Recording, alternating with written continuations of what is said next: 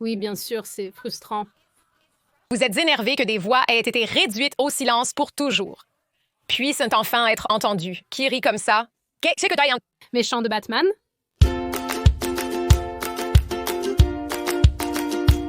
Salut, je m'appelle Sydney, bienvenue à nouveau en enfer.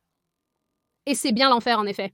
Maintenant, pour ceux d'entre vous qui ne le savent pas, il y a quelques mois, j'ai volé à New York pour participer à un panel de Vice sur le féminisme et cette vidéo a récemment été publiée. Si vous ne l'avez pas encore vue, le lien sera dans la description pour que vous puissiez en souffrir à votre rythme, comme d'habitude. C'est aussi la raison pour laquelle j'étais à New York, ce qui m'a amené à être sur le vol où je suis devenue la viande dans le sandwich humain. Et si vous ne savez pas de quoi il s'agit, je mettrai également quelques liens dans la boîte de description car cela donne un peu l'impression que vous aimez aussi souffrir. Si vous me suivez depuis un moment, vous savez que j'ai participé à de nombreux débats avec diverses personnes, notamment des féministes, sur le féminisme.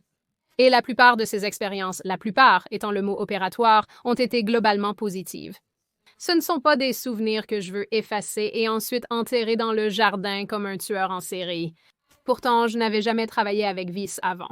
Lorsqu'ils m'ont contacté pour participer à ce panel, j'ai accepté. J'ai vraiment pensé, ouais, ça a l'air d'être cool.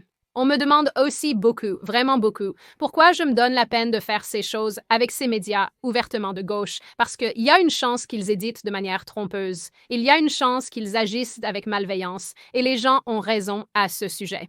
Et je répondrai à cette question un peu plus tard dans cette vidéo, mais je tiens à noter que de toutes mes expériences de participation à des panels et à des discussions de ce genre, c'était l'une des conversations les moins utiles auxquelles j'ai jamais participé. Est-ce ainsi qu'ils invoquent les esprits de l'oppression? Juste des démons? Oh, ça a plus de sens.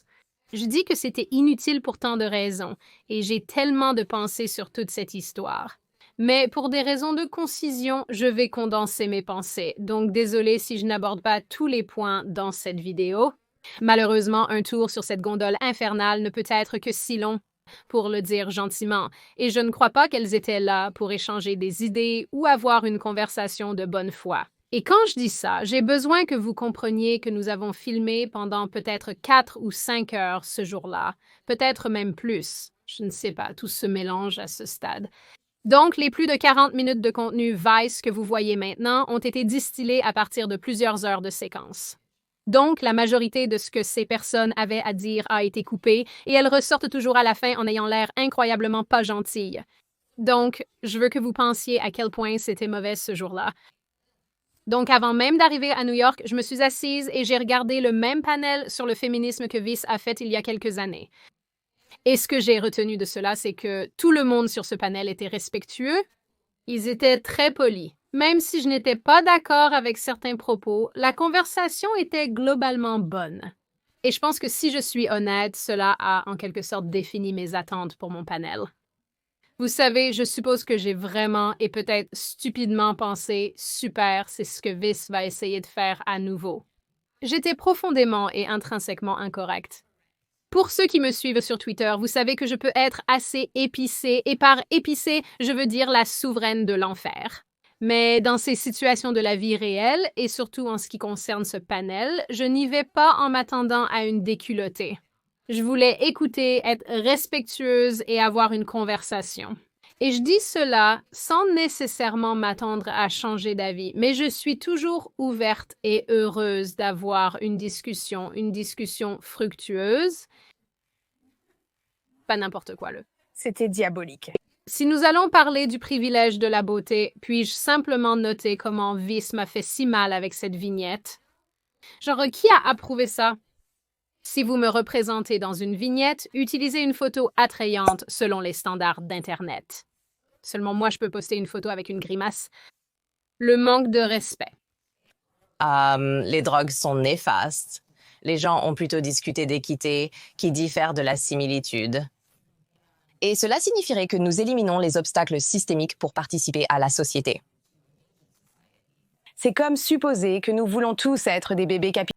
C'est comme s'il y avait des barrières, n'est-ce pas, que nous ignorons constamment, qui sont très systémiques et micro-agressives, n'est-ce pas? Nous les voyons et les vivons chaque jour. Fini. C'est une mauvaise chose. Je ne sais pas pour vous, mais j'ai quitté ce panel en pensant que l'état entier, non seulement de la conversation a régressé, mais aussi de l'idéologie, parce que beaucoup des points de vue qui étaient exprimés sont si éloignés de la réalité, du moins de mon point de vue, que je ne peux tout simplement pas trouver un terrain d'entente avec ces personnes. Pas assez pour avoir une conversation significative et certainement pas assez pour travailler vers les mêmes impératifs et initiatives parce que faites-vous? J'ai mentionné cela à la fin de la vidéo Vice, mais je pense que c'est une bonne représentation de pourquoi le féminisme est en train de mourir. La plupart d'entre eux, comme je l'ai dit, ont été coupés parce que s'ils les avaient gardés, personne ne saurait ce qui se passe. C'était l'un de mes plus gros problèmes avec ce panel. Cela ne ressemblait pas à une discussion sur le féminisme et les problèmes féminins. Cela ressemblait à une séance de lutte. C'est pourquoi, dans le montage final, environ 14 minutes plus tard, je fais ces commentaires. Comme je l'ai dit, beaucoup d'images originales ont été coupées, donc ma déclaration peut sembler déplacée. Mais pour le contexte, à l'époque Emma Voss, il y avait tellement de chamailleries en cours. Les gens partaient sur des tangentes sans rapport avec des choses sans lien. Jingle Jangles ici nous avait longuement parlé de ses parents étant des réfugiés. Elle a également fait une diatribe bizarre, nous demandant pourquoi nous ne discutons pas des autres pays et des problèmes des autres pays sur ce panel. Les panélistes étaient fixés sur leur propre lutte personnelle, l'intersectionnalité et attirer l'attention sur leur race ou leur handicap ou quoi que ce soit. Donc beaucoup de phrases ont commencé par « en tant que remplir le blanc ». Ce n'était pas formidable, je ne suis pas fan. Je dois admettre que c'est un peu bizarre d'être condescendu par une salle pleine de gens qui pensent qu'ils sont le protagoniste d'un roman de fiction pour jeunes adultes. Une victimisation, l'histoire de Jingle Jangle, je viens de me souvenir de cela et je vais l'ajouter. Nous avons dû lever nos mains à peu près à mi-chemin, peut-être pas, peut-être plus tôt que ça. Nous avons dû lever nos mains à un certain moment parce que la conversation était tellement chaotique et parce que le fait de parler par-dessus l'autre était tellement chaotique que nous avons dû lever nos mains pour être appelés à parler. Il y a aussi cela. Nous sommes donc finalement arrivés à la partie transgenre de la conversation parce qu'il y a toujours une partie transgenre. On ne peut pas avoir de féminisme sans un peu de fille avec un pénis. Désolée, ce n'est pas drôle. Cela étant dit, il y avait 2 personnes transgenres dans ce panel. Mon voisin assis s'appelle Jordan. Malgré nos nombreux désaccords, il était incroyablement respectueux et très gentil. L'autre personne transgenre s'appelle Ellie Ehrlich, qui a également tweeté que ceux d'entre nous à droite sur ce panel sont des fascistes. C'est dommage que toute cette hormonothérapie ne puisse pas conduire à un peu d'originalité. Ce qui est important ici, c'est que Ellie a une histoire très colorée, avec des allégations extrêmement graves éparpillées tout au long. Et je dirais que j'ai dénoncé certaines de ces choses en face d'Ellie pendant le panel, mais malheureusement, elles n'ont pas fait la coupe finale. Je me demande pourquoi ils m'ont demandé mes commentaires à la fin. J'étais juste comme, ne savez-vous pas qui vous invitez dans votre propre studio? Avez-vous accès à Internet? Ouais, je veux dire, nous pourrions être fascistes, mais au moins nous ne... Les chiens aiment la nourriture humide et charnue. Je vais devoir biper ça. La plupart de la conversation trans n'a pas été gardée au montage final, et je ne leur en veux pas vraiment pour ça, parce que... Mais nous avons abordé la conversation sur les hommes biologiques jouant contre les femmes dans les sports féminins, et parce que Pearl était ou est toujours était et je ne sais pas, parce que Pearl a été ou est potentiellement toujours une athlète semi-professionnelle, c'était une conversation particulièrement sensible pour elle, et elle avait beaucoup à dire sur le sujet.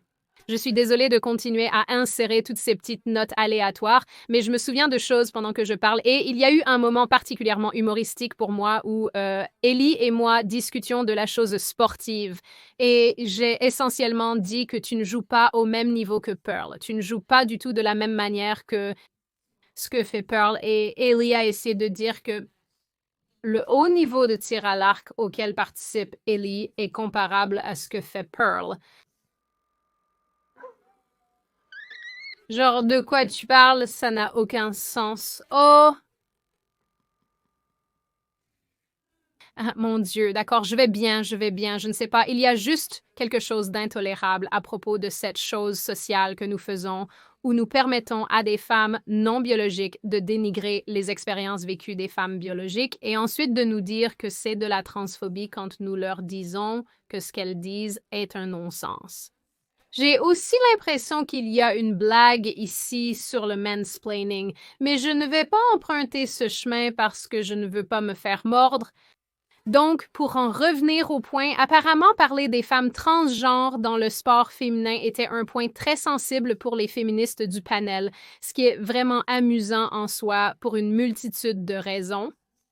Mais jusqu'à ce point, elles avaient été assez agressives. Et à plusieurs reprises, je leur ai dit, il n'y a pas besoin d'être aussi agressif. S'il vous plaît, arrêtez. Les plus petits sont souvent les plus coléreux. Comme, l'air est-il plus froid là-bas?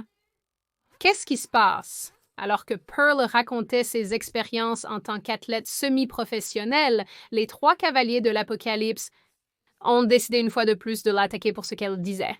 Même instance, et pourtant, quand une femme est assise ici en vous disant « j'ai l'impression que c'est injuste et que c'est compromettant et que cette situation n'aide pas les femmes », vous, les gars, êtes comme « mais quand vous êtes comme je suis, une personne noire qui a fait ceci, ceci, ceci, ceci et ceci, alors c'est valide et juste et viable », ils ont coupé la fin de ma déclaration ici, ce qui est en fait quelque chose que je pense qu'ils ont fait beaucoup.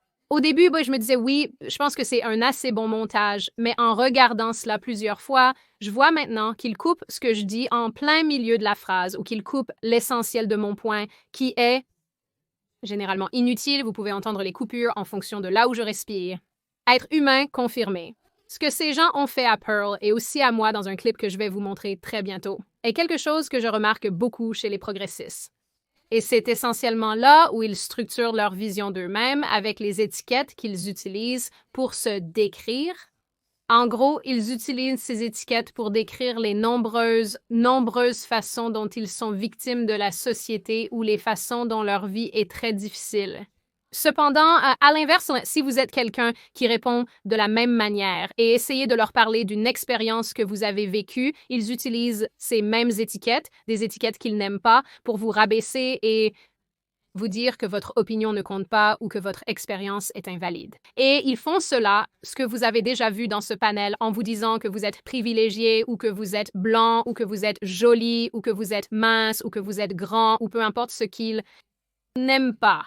Peu importe ce qui indique que votre vie est plus facile que la leur. Comme je l'ai mentionné, j'ai eu ma propre version de cela quand Ellie et moi avons discuté d'une série de sujets trans dont la plupart vous ne verrez pas dans le montage final parce qu'ils l'ont coupé, ce qui, d'une certaine manière, donne l'impression que je réponds à quelque chose de raisonnablement inoffensif et ce que dit le modérateur ne correspond pas au contexte, mais voici le clip de toute façon. Savez-vous comment prouver un point pendant que quelqu'un fait un point? Vous venez de le faire. Félicitations! Vous allez adorer ça. J'ai trouvé pour vous un remake en direct de cette interaction entre Jingle Jangles et moi. Oublie ça! Ferme ta putain de gueule! C'est un peu drôle parce que dès que cette vidéo a été mise en ligne, Azon Picard, qui ne crée pas vraiment de contenu mais réagit simplement aux choses, a réagi à cette vidéo et à peu près au même moment m'a aussi dit de « ferme ta putain de gueule » et m'a traité de bébé. Et on nous crie constamment dessus. Ouais, regarde. Maintenant, elle est la victime. Ferme la pointe de ta gueule. Tu es un pointe de bébé. Toi. Bébé, tu pleures. Bébé, on nous crie dessus. C'est comme quoi? Tu viens de te faire foutrement posséder. Et tu n'avais aucune riposte. Alors tu dois te retourner et dire, regarde-nous, on nous crie dessus comme mec t'as été. Tu as parcouru toute la gamme d'accords. Tu as mené le jeu tout ce temps aux côtés de Pearly. Et au moment où tu te fais contrer à fond,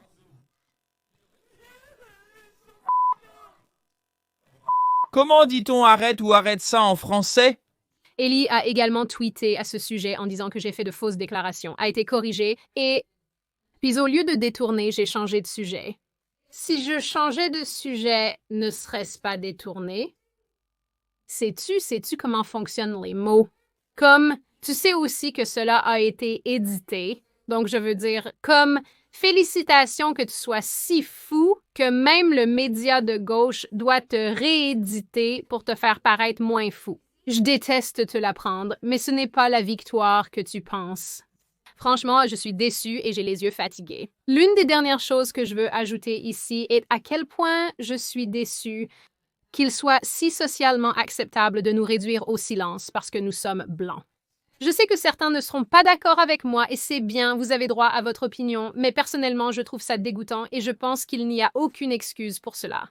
En résumé, voici quelques réflexions finales sur cette affaire. Je n'ai pas eu l'occasion de dire beaucoup de ce que je voulais le jour même. La majeure partie de ce que j'ai dit, j'ai l'impression qu'elle a été éditée, et les choses qui ont été conservées, je suppose que j'aurais aimé les exprimer mieux. Et cela vaut en fait pour les choses qu'ils ont incluses et non incluses. Mais vous savez, c'est la nature des choses faites en direct et sans script, surtout dans ce genre de contexte. Vers la fin du tournage, j'admets librement que je commençais vraiment à perdre pied, et il y a plusieurs raisons à cela, mais deux d'entre elles, une parce que nous tournions depuis longtemps, et aussi parce que j'avais faim. Donc, je souhaite vraiment que j'avais dénoncé certaines des choses qui avaient été dites sur les standards de beauté parce que certaines d'entre elles étaient juste comme évidentes. Et je souhaite aussi que j'avais dit quelque chose sur le mouvement de la santé à toutes les tailles parce que c'est quelque chose que vous savez que je ressens assez fortement. Ils m'ont appelé, à la fin là, parce que je ne contribuais pas parce que je commençais complètement à perdre pied à cause de la faim et du fait de filmer pendant si longtemps et tout ça.